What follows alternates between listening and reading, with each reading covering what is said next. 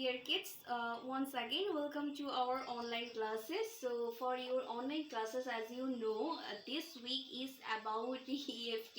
So this class is not different from that. So this is the same. Once again, we will also go through this EFT book, as I have told you earlier that now it's done so many lessons from our active English workbook. Why to be panicked? Why to get so much tensions? Okay, let us relax for some time. তো EFT এমন একটি বই যেখানে আসলে আমরা অনেক অনেক interesting স্টোরিগুলো আমরা জানতে পারি এবং কিছুটা আমাদের কাছে আসলে এটা ইজিয়ারও মনে হয়, তাই না, অন্যান্য বই থেকে। আর যেহেতু জানো যে Priyanka miss always there for your comfort zone for to make the things easier for you. So once again, today also we will go through EFT book, and now from EFT book we will discuss the unit 27. Okay, so unit 27 is it's nothing serious or nothing difficult. So before starting the class, I would ask you to have your book so that you can have you can catch the lines by line when miss will give you the instructions. Okay, so এই যে ইউনিটটি আছে, আমি আবার বলছি, আমি গত ক্লাসে গত কয়েকটা ক্লাস ধরেই আমি বলে যাচ্ছি যে আমরা সব পড়া যে পরীক্ষা কেন্দ্রিক পড়বো তেমনটা নয়। পরীক্ষায় অবশ্যই আমাদের জন্য অবশ্যই এগুলো পরীক্ষার জন্যও খুবই ইম্পর্টেন্ট, কিন্তু তার মানে এটা নয় যে আমি শুধু পরীক্ষার জন্য শিখবো। একবার যদি আমি মন থেকে আগ্রহ নিয়ে শিখি, যদি আমি এটা ভেবে নিই যে এগুলো আমি জানার জন্য শিখছি, এগুলো আমি আরও আমার নলেজকে আরও বাড়ানোর জন্য শিখছি, তাহলে এটি কিন্তু অনেকদিন ধরে তোমার ব্রেনে স্থায়ী হয়ে থাকবে। এবং পরীক্ষায় সেটা আসুক বা না আসুক সেটা বড় কথা নয়, পরীক্ষায় যদি আসে তাহলে দেখবে যে তোমার জন্য এই ব্যাপারগুলো অনেক ইজিয়ার হয়ে যাচ্ছে। আর আমি তো জানি তোমরা কতটা ইজি এক্সামের সাথে, কারণ তোমরা কখনোই আমাকে ক্লাস টেস্ট যদি আমি বলি আজকে এই মুহূর্তে আমি একটি টেস্ট নেব, oral test or writing test, you are always ready for that. Okay, so you are actually my superheroes and super students of class 2. So today this unit is about actually animals. Okay, so animals, where do the animals live? এখানে basically animals সম্পর্কে বলা হবে। দু ধরনের animals. প্রথম যে animal সেটি খুবই আমাদের পরিচিত এবং খুবই কমন ইউজুয়াল একটি অ্যানিমাল, এবং this animal is somewhat a domestic animal, এটা আমাদের গৃহপালিত। And the second one is very ferocious. Okay, so now let us see what are the animals and where do they live. Okay, so the unit is basically about what? About animals. So please take your book with you and have your pencils, as usual miss say you to miss ask you to have your pen, pencils, eraser and all the particulars that you need for reading or while you are sitting for a study, so that and remember to quote the lines, remember to underline the words. Though I know that you are very much familiar with the words, but still I want you to underline the words. Okay, so let us go through the passage first. Where do animals live? Okay, so the title of this unit is where do animals live. দেখতে পাচ্ছ যে মিসের যেহেতু as miss doesn't have that book, so miss just wrote the lines on the board. Miss ঠিক বই থেকেই সেই code করে লিখে দিয়েছি। তো মিস এখানে বোর্ডে দেখিয়ে দেবা এবং প্লিজ তোমরা সেটি বইতে ম্যাচ করবে। Okay, so as you have your book, so I hope you won't have any problem to follow the lines or to follow my instructions. Okay, so see, where do animals live? So from this title we can sense that it is about animals living place. তার মানে এই title থেকে, title মানে কি? Title মানে হলো আমরা যে গল্পটি পড়ছি বা কোনো কিছু পড়ি সেটার শিরোনাম। শিরোনাম মানে কি? সেটির একটি নাম, সহজ কথায় এটির নাম। ওকে, তো where do animals live থেকেই আমরা বুঝতে পারি যে এটি সাধারণত অ্যানিমেলরা কোথায় থাকে, বা এখানে কিছু পার্টিকুলার অ্যানিমেলের নাম বলে দেওয়া আছে। তো এই অ্যানিমেলগুলোর বাসস্থান কোথায় বা এগুলো কোথায় থাকে, কিভাবে থাকে, তা নিয়েই আজকে আমাদের এই প্যাসেজ। খুবই সোজা না?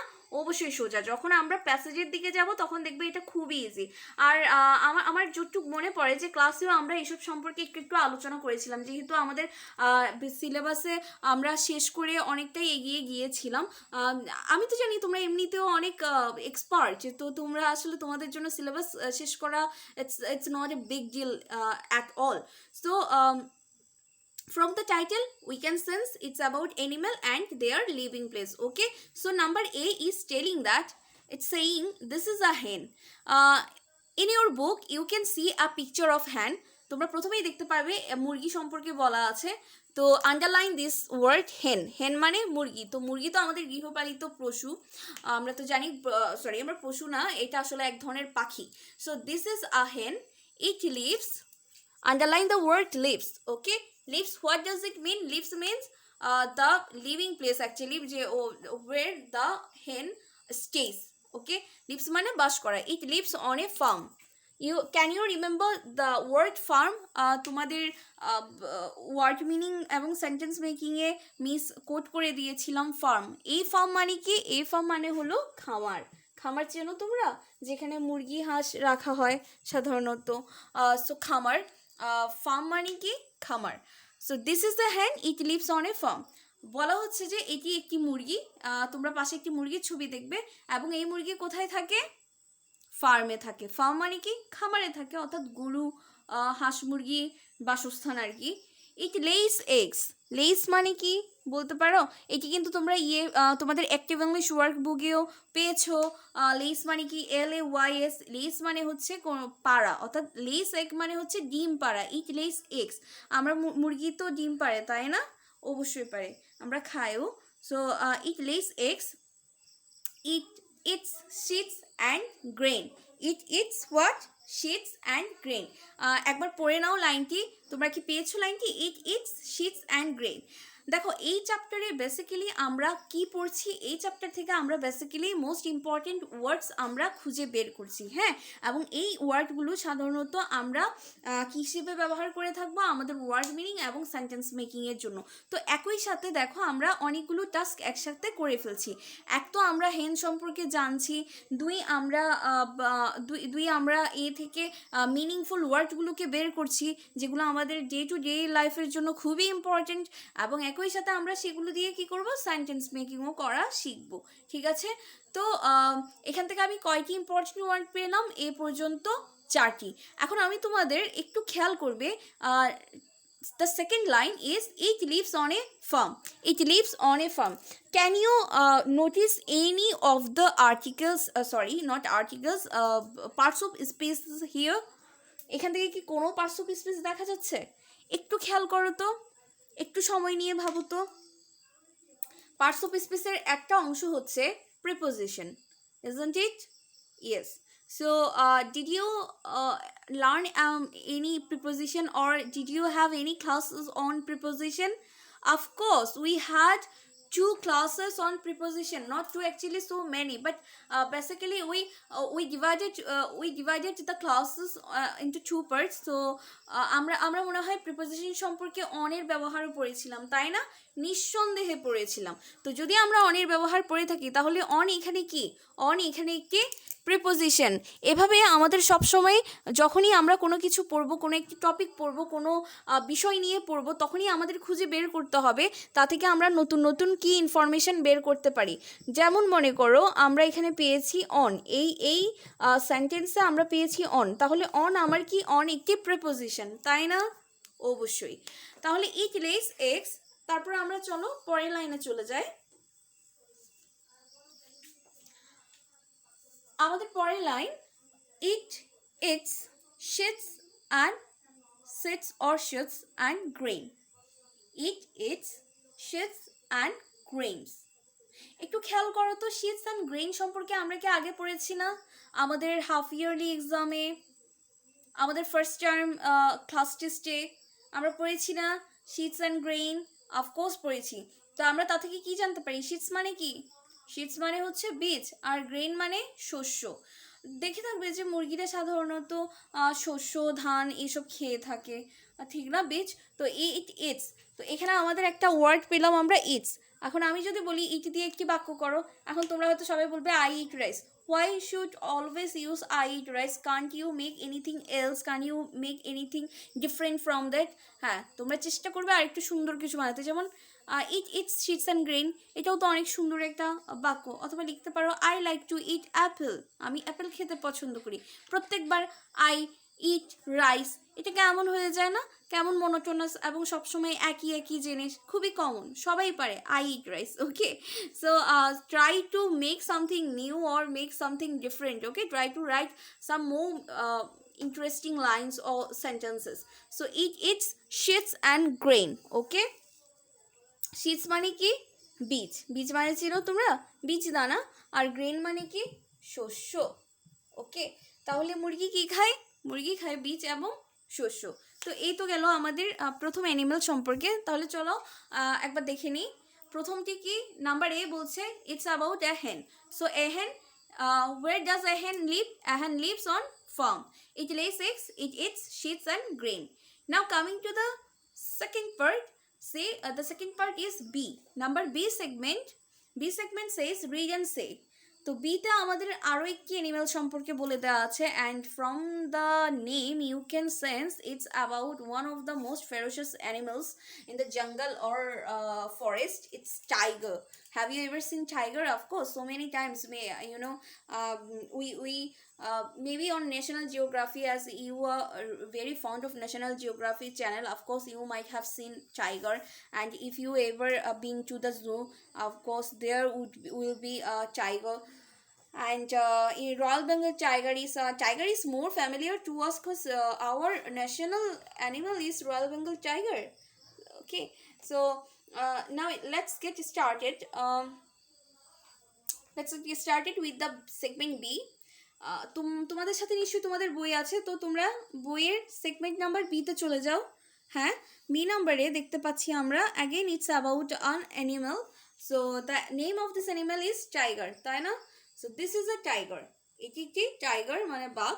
ইটস বিগ, এটা অবশ্যই বড়। ইট লিভস ইন এ ফরেস্ট। তো বাঘ কোথায় থাকে? ফরেস্ট। বাঘকে কি কখনো আমরা মানে গৃহপালিত পশু বানাতে পারবো কোনো দিন? কখনোই পসিবল না বাবা।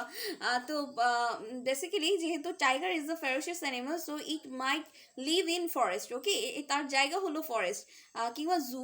যদিও জুতেও আই মিন প্রত্যেকেরই তো নিজের একটা বাসস্থান থাকে, তাই না? যেমন পাখি সবসময় চায় যে সে মুক্ত আকাশে থাকবে, সে তো আর কোনো খাঁচায় বন্দি হতে চায় না। যেমন আমরা চাই সবসময় দিন শেষে আমাদের বাড়িতে ফিরে আসি, তাই না?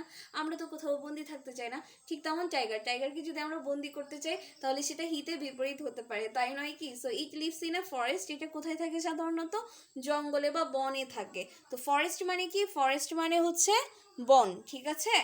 এটা আবার ওই তোমাদের পছন্দের বার্গারের বন নয়, ঠিক আছে? ওই বন নয় কিন্তু, হ্যাঁ, যেটা তোমরা সবসময় খুব পছন্দ করো আর কি খেতে, লাইন লাগিয়ে দাও। সো যেটা স্পেশালি আমাদের খ্যাতিমান বেশি পছন্দ করে খেতে, এটা সেই বন নয়। এটা হলো গাছগাছালিতে ভরা যে বন, মানে জঙ্গল জাতীয় সেই বনকে বোঝাচ্ছে, হ্যাঁ, যেখানে অনেক ফেরোশিয়াস অ্যানিমালসরা থাকে। So coming to the next line, it it's other animals. হ্যাঁ, এই তো দেখো, এখন এটাকে যদি আমি আমার বাসায় এনে গৃহপালিত হিসেবে রাখতে চাই তাহলে বলো এটা কি করবে আমাকে? এটা অন্য প্রাণীদের খাবে, of course surely it will also it me up. So this is a tiger, it's big, এটা অবশ্যই বড়। ইট লিভস ইন আ ফরেস্ট, যেহেতু এটা বড় এটার অবশ্যই ফরেস্টেই থাকা উচিত। ইট ইটস আদার অ্যানিমালস, এটা কি খায়? এটা অন্য প্রাণীদেরও খায়, তাই না? তো যেহেতু এটা অন্য প্রাণীদের খায় তাই এটা হলো একটা ফেরোশিয়াস অ্যানিমাল। এখন তোমরা বলতে পারো যে মিস বারবার আপনি ফেরোশিয়াস বলছেন, what's the meaning of this ferocious? Isn't it? Don't you want to know what's the meaning of ferocious? Let me tell you or let me show you. It's Ferocious. Okay, ferocious in a word, এটার উচ্চারণ হবে ferocious. ওকে, দেখো আমরা সবসময় কিন্তু নতুন নতুন word জানার চেষ্টা করব। আমি বারে বারে বলি যে সব কিছু আমরা শুধু পরীক্ষার জন্য শিখবো না, আমরা জানার জন্য শিখবো। যখনই আমরা ভালো জানবো তখনই আমরা বুঝে নেব, আমরা সবসময় এগিয়ে থাকবো, হোক সেটা পরীক্ষা, হোক সেটা যে কোনো টেস্ট। ওকে, সো ফেরোশিয়াস মানে কি? ফেরোশিয়াস মানে হচ্ছে, বলো ফেরোশিয়াস মানে কি? খুবই হিংস্র, হ্যাঁ, অথবা ভয়ঙ্কর। বাঘ একটি হিংস্র প্রাণী না, সে অন্য অ্যানিমেলদের খায়, অবশ্যই সে ভয়ঙ্কর কিংবা হিংস্র। তো এই তো ছিল আমাদের আজকের পড়া। So I hope you enjoyed the class. এটা খুবই একটা ছোট এবং খুব সিম্পল একটা ক্লাস ছিল না? So what to fear? We really don't fear anything, and as you are the students of class 2, I know that you are the most courageous students of our school. So I always saw you having getting that interest in all the classes that I conduct with you. So আজকের এই ক্লাসটা ছিল আমাদের অ্যানিমালসের উপর। Animals, এখানে কয়টি অ্যানিমালসের কথা বলা হয়েছে? দুটি অ্যানিমালস। প্রথমটি ছিল খুবই শান্ত এবং আমাদের অতি প্রিয় হেন, এবং দ্বিতীয়টি ছিল টাইগার নিয়ে। তো তা থেকে আমরা অনেকগুলো নতুন নতুন শব্দ শিখতে পেলাম। আজকের ক্লাস থেকে আমরা কি পেলাম? আজকের ক্লাস থেকে আমরা দুটো প্রাণী সম্পর্কে জানতে পেলাম, দুটো অ্যানিমেলস সম্পর্কে। তারা কোথায় থাকে সেটা জানতে পেলাম, তাদের খাদ্যাভ্যাস কি, তারা কি কি খায়, কিভাবে থাকে, সেগুলো সম্পর্কে জানতে পারলাম। অ্যান্ড মোর ওভার আমরা আরও কি জানতে পারলাম? আমরা কিছু ইম্পর্টেন্ট মিনিংফুল ওয়ার্ড সম্পর্কে জানতে পেলাম, যেগুলো আমাদের জন্য খুবই হেল্পফুল এবং এফিশিয়েন্ট, আর সেগুলো দিয়ে আমরা সেন্টেন্স মেকিংও জানতে পারলাম, তাই না? তো তোমাদের জন্য যে কাজ থাকবে সেটা হচ্ছে, মিস এখানে যে যে ওয়ার্ডগুলোকে কোড করে দিয়েছি সেই ওয়ার্ডগুলো তোমরা প্র্যাকটিস করবে। চাইলে তোমরা সেগুলো খাতায় লিখে ছবি তুলে সেগুলোর অর্থ এবং সেন্টেন্স মেকিং আমাকে ছবি তুলে পাঠাতে পারো। Okay, miss will check it out. So hope we will meet very soon. Till then stay well and take care.